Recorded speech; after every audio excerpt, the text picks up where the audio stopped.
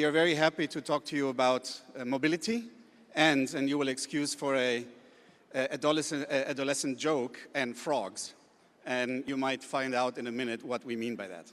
So we will run this session in a bit of a interactive way between Anshuman and myself. The theme of this conference is what's next. In mobility, we find that we need to give a bit of a nuanced view. So we will explain and give some views, not a comprehensive view, but at least a potpourri of themes of what is next for mobility globally. And then Anshuman will reflect and say what it means for India. Want to say another intro word? All right, so we will structure this discussion to say what is next within cities and then between cities to describe these ecosystems. So we'll start with the view of what is next in mobility within cities. So what are the challenges that mobility has in cities? The first one is congestion. And obviously, this city, this part of the world is not a stranger in that regard, but actually many places are not a stranger in that regard. So cities battle with congestion. You will see that some things are going to make it a bit better, some are going to make it a bit worse. What you see here is in the city of Istanbul is actually one of the most congested cities in the world with 100 hours of traffic per person per year lost. If everybody during this time worked, which might necessarily not be true, but let's assume, huge GDP impact of 200 billion for Turkey. Now, the other thing is public transit systems, despite many of their improvements, also maybe are not working perfectly. One statistics to show that is we actually still yet to recover the ridership of pre-pandemic years. And that, of course, has also to do with the ways of working. But also, there is a reason, we can still make the systems better. Now, if we go on, let's say, one of the reasons to make public systems better is the shared, connected mobility ecosystems. You would assume that this is done around the world in a very integrated way and everything is figured out. Now, even in London, which you could consider one of the best-in-class examples in the world, there is still a lot of things that are quite fragmented. They don't provide an integrated service. You see some examples here. The national railway services, you cannot get the same tickets, micromobility, even some of the train services. And then funding is obviously a key problem. Many cities in the world struggle. The cities have been pushed in finding other sources of revenue.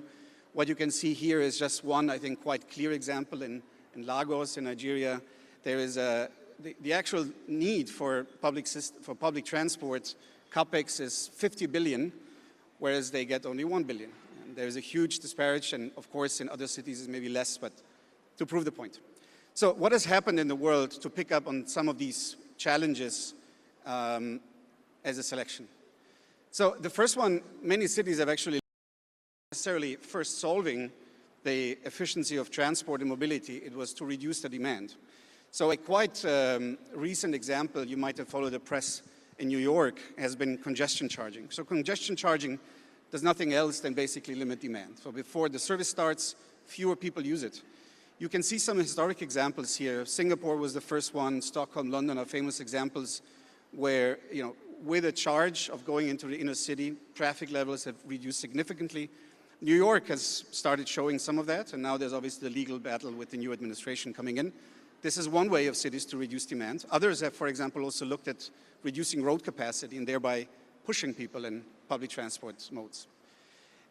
And a very interesting development, it's not fully clear what it really means, is autonomous driving and robotaxis. There's been a few places in the world that have far progressed. One of them is China, actually. The other one is San Francisco. You might have followed, maybe many of you might have been in San Francisco. Waymo is a company that was investment over $15 billion so far over the years, and there the system works pretty well now. It's a bit unclear. What does it mean for public transport? Does it mean more cars on the roads? It might. So not necessarily clear how cities will react to that. Maybe one more trend, inner city freight is also a topic. There's a lot of movements happening at the same time. It causes some of the congestion as well. So some cities have looked into organizing it, orchestrating it a bit better. There's, for example, some initiatives in London around having joint freight consolidation. There is in New York, there is a tendency, an attempt to not have deliveries during peak hours. There are also drone deliveries and so on. And maybe the last one before I hand over, digital integration of apps, I would say, is also progressing, and systems are getting better and better. So with this, maybe I pass the word to my colleague Anshuman to reflect on a few of these topics and how they play out in India. Not all of them do. Yeah. Thank you, Christian. So as part of my portfolio of work, I actually do work a lot with Government of India, specifically the Ministry of Roads. And we do realize that many of these issues that have been highlighted in the global context are almost equally applicable to India, and some of them are probably a little bit more teething in our case. So I want to reflect upon some of those, and then we'll talk about a little bit about where we kind of go from here, right? So starting first with, sorry. Just skip it this one. Yeah, I think the fact that in general, the quality of congestion, the quality of traffic management, it's a well-known phenomenon in our cities. Delhi, Bangalore, Mumbai, most of them have upwards of 600 to 700 cars for every kilometer of road, which is only so much that can be accommodated, and more keep getting added every day, which is a large challenge that we continue to have. In terms of regulatory aspects, obviously the last few years, cab hailing has been probably the single biggest game changer as far as public transport, or at least the shared public transport is concerned. But just given the federal nature of our decision making, transport is a concurrent subject. So central government frames the rules, but ultimately the implementation happens at the level of the states as well as the cities. So how should there be a common framework covering cab aggregation? What regulatory guidelines it gets covered. So again, while MV Act, which is the mother act that governs all of these, sets some guidelines, but there's still a lot of lack of clarity in terms of the way it actually gets administered on the ground, which means that the passenger experience, you or anyone else, will never have a uniform experience of using some of these in Delhi versus Bangalore versus, let's say, Bhubaneswar, right? So that's the second aspect in terms of getting some of these regulatory things in play. The third aspect is around the fact that the urban freight networks are actually quite fragmented. And part of it is also a behavior that, all of us have gotten used to in the last 3-4 years, perhaps. The rise of quick commerce, the gig economy, e-commerce deliveries. It's all a very fragmented, both from an employment size as well as very fragmented from a vehicle utilization side. So that again leads to challenges around how best is freight delivered in the context of our cities. And more importantly, what that leads to from a mobility and congestion answers for the cities. And lastly, ultimately EVs are here to stay. All of us, many of us are users as well. The biggest issue we see is also just the pace of the rollout for the charging. So while again there are different states have taken different approaches. Maharashtra, for example, is one of those states which is really amping up its aspect of having much more right now. But again, the fact remains that at a federal level also, it's not very clear who should drive this mandate. Is it Ministry of Roads? Is it Ministry of Heavy Industries? Ministry of Power has a say, as well as Ministry of MNRE, which is the renewables. So we do see that some of these challenges, while common across the world, have very unique, I would say, Indian flavor. But still need to be addressed in the confines of our decision making and our financial abilities of the way our governments are. Okay. And a couple of things to talk about what we are seeing here. I think first is the fact that obviously Delhi Metro is a prime shining example of the quality of infra, but also Bangalore, also coming up in many smaller cities in the UP. Examples like, on electric buses, there's a lot of thrust for public transport. So through the PM E-Seva, it's close to 3,500 crores, about $400 million is getting spent in actually funding many of these buses. And these buses will actually start to come online in another 5 years or so. That changes the game quite a lot, given the type of, unlike the SRTUs, what get handled here. Similarly, drone-based deliveries, my colleague Christian also talked about this. We are beginning to see it happen in e-commerce context. And actually, India presents a great use case just given the congestion and a promise of delivery within, 10 minutes, 2 hours, 8 hours, whatever it may be. So we are beginning to see pilots being done by multiple e-commerce companies, but also, most importantly, for medicine deliveries, which is probably where some of the biggest use case actually makes a lot of sense. And a fourth example that I want to touch upon is in terms of smart traffic. So much more AI-enabled dynamic application of red light, green lights at different places, dynamic lane management, because ultimately our cities have only so much infra. We are not going to get more infra than what exists, at least the highway side. So again, smart traffic and AI integration again enables just a lot more dynamic usage of traffic and in our roads. So that was a little bit of a quick overview on at least the India mobility that we see impacting elsewhere. Back to you, Christian. We wanted to reflect on the other part of mobility that I mentioned earlier. We were first within cities, describing the urban ecosystem. And now let's look also at mobility between cities. So we will not talk about things that fly, but we'll talk about things that move on roads and on tracks. So railways, trucks, buses. So again, let's do the similar thing. Let's have a look at what are the trends, the challenges globally, and then let's have a look what of these is important in India. So global challenges. Now, obviously, high-speed rail is something that's quite hotly debated. It's been a trend over the last years. And different countries have tackled this mode of traveling differently. Some have really doubled down. Some are just trying and dabbling and looking for the first time at projects. But some of the countries that you see here are good examples of really doubling down. And you obviously know them. So what is interesting here is that, in Japan, it's been a hugely successful system. But in China and Spain, arguably, there might have been an overshooting of the system. What happened is that for political reasons, the networks grew far too much. The revenue was not there. The maintenance cost becomes really an eternal legacy because all of these systems, the networks, the infrastructure was put in place, will have to be funded over a long time. So one of the questions is, in a high-speed system, do you do it? And what is the right extent? Do you go only for the most important routes? Do you go nationwide, or do you overshoot? Decarbonizing is obviously on everybody's mind. I think even with the current, some of the administration's sustainability targets are there. For many countries, it's still quite high on the national agenda. Building railway networks that are electric comes at a huge cost. What you see here is a typical cost per track mile that might be different between countries. Again, one question that countries have to ask themselves is how much do they want to invest in electrification? Last one, in terms of the challenges, freight, also a matter of discussion for many countries. You see the modal share in these different countries shown below, and how much of freight traffic goes on rails. In North America, one of the best functioning markets in the world, is relatively high. Europe has been trying to deregulate and do a lot, still very low. I would say in some ways comparable to India that you can see here. So then what are some of the emerging trends? As mentioned, high-speed rail networks, difficult to get it right. Still a number of projects that are being built right now. In the Middle East, a number of them. In the US and California, has been ongoing discussion, might be canceled now. And still some projects in North Africa and Europe. Some countries have gone into electrification highly, many of them in Europe. Autonomous trucking is one of the big questions for the mobility industry. What it does, it brings the price point of long-distance delivery, transport, to a level that normally only rail existed. So in some cases, autonomous long-distance trucking might be an important competitor of rail freight. And then in some parts of the world, this long distance mode of transport as wheel-based is being even more innovative. For example, in Japan, between some major cities, they're in essence building a conveyor road or planning it. So I would maybe here with the global trends stop and the challenges and again pass it to Anshuman to talk about what it means for India. Sure. Thank you.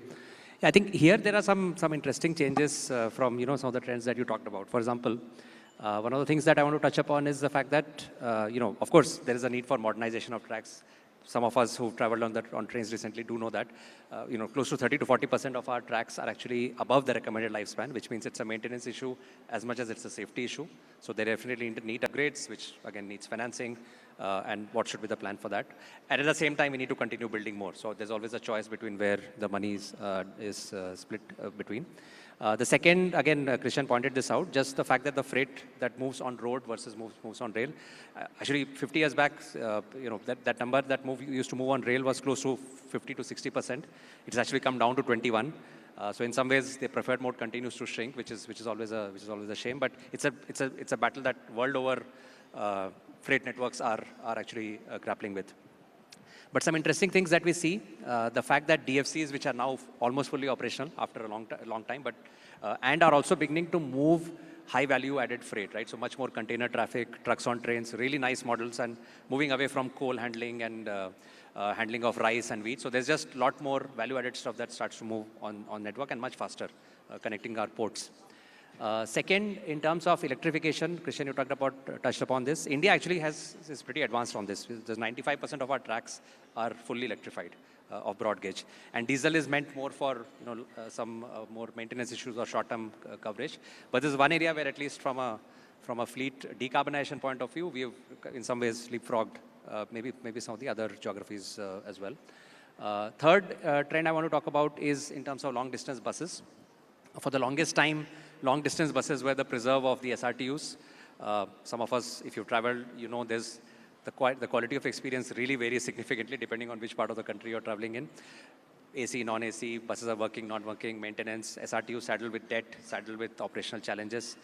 But the fact that there are new entrants in this space, Flixbus, for example, which is one of the largest of such operators, has announced its intent to start operating. Similarly, Intracity Smart Bus. So that gives hope that the intercity transport, which is actually the more profitable mode of transportation, unlike intracity where there are other challenges on tariff, it does make a difference to having long distance commutes done much more efficiently vis-a-vis cars, because the more cars go on the road, you just need to keep building highways for just as long as you need to. And the last one that I want to talk about is HSR, which Christian also started with. I think it's a priority for any developing nation to at least put a project in place, because the economic opportunities that get unlocked between the cities, as has been proven in case of Shinkansen and quite a few. And India is also in that place. In fact, Shinkansen is what will help us also get there with the E5 series. All right. So now you might wonder, what are these idiots putting frogs here on the pages? I did mention frogs in the beginning. So what we want to introduce is a bit a hopeful note at the end of this discussion. So you might see from all of the challenges, it's all doom and gloom, but we did want to leave you with a note with a sense of a concept, which is leapfrogging. This is where the frog comes in, and I hope it stays in memory. So the question that we ask ourselves is, beyond all of the obstacles to be overcome, what are the things that India can do to maybe jump one challenge? Or what is it maybe particularly good at that could help it tackle what is next in mobility? Yeah, so this is our moment to shine, what India can really do much better than the rest of the world. The first one, I think, is just the whole maturity and scale of our digital public infrastructure, which is payment systems, authentication systems, biometric devices. The number of use cases that ride on this in the context of transportation are immense. And ticketing is the simplest one of them, but anything that can speed up the movement of people, because face-based authentication is just so much faster. It's already happening at our airports through DigiYatra. It will happen in many of the other modes. So the whole backbone of our DPI just places us in a position where the use cases can just be unlocked very, very rapidly. The second, I mean, it's a well-known thing, so, and it's probably a cliche, but it's a cliche because it's true. It's just the depth of engineering talent, the depth of capabilities to work on some of these cutting-edge problems. In fact, it's e-commerce. E-commerce didn't originate in India, right? E-commerce originated in the US with Amazon. But on this day and age, the fastest and the cheapest delivery networks, and at the same time, companies being profitable, is only China, Indonesia, and India. Those are the only three countries where it's happened. Europe is struggling with delivery costs. US, of course, Amazon has its own struggle. So, and that's coming down to the ingenuity of the talent that actually makes many of these networks possible, that just makes a lot of real-time optimization doable. The third element I want to touch upon is financial innovation. And in some ways, it's one of those things which, because you're in a situation where you have a little bit of a crunch, so you have to manage better.